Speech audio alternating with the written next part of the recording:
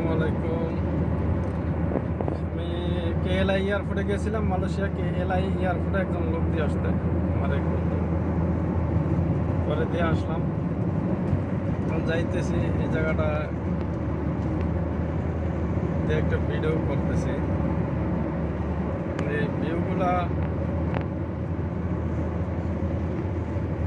সুন্দরই। আমি গাড়ি চালাইতেছি তো হয়তো বা এগুলা ভিডিওটা কাটবো। এগুলা সব পামেল বাগান, এগুলার ভিতরে পামেল বাগান, সব পামেল গাছ। ওই যে খেজুর গাছের মতন যেগুলো দেখা যায় না, এগুলা সব পামেল। এগুলার থেকেই তেল হয় আর কি। হ্যাঁ, খেজুরের মতন যেগুলো দেখা যায় খেজুর গাছের মতন। এর পাশে দিয়ে বড় বড় বিল্ডিং আছে,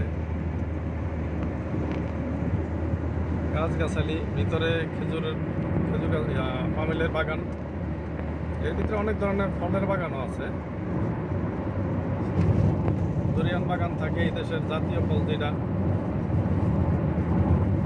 দুরিয়ান গাছও থাকে।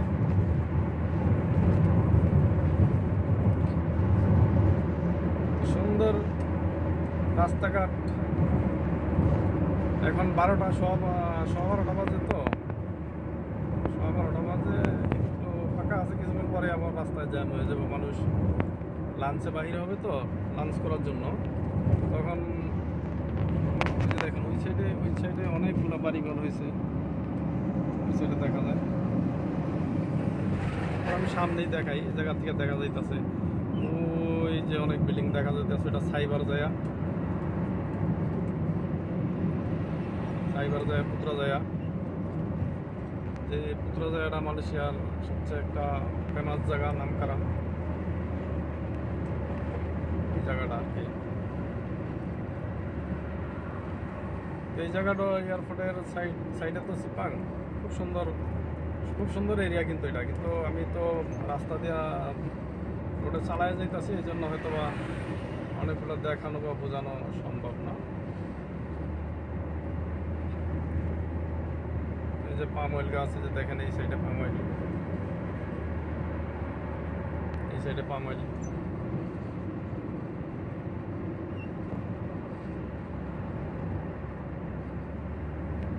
পাম অয়েল তেলের দাম কিন্তু এই দেশও বেশি।